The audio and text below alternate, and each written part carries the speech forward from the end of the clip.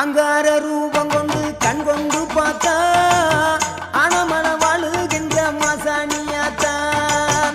அங்கார ரூபம் கொண்டு கண் கொண்டு பார்த்தா அனமன வாழுகின்ற மாசாணியாத்தான்.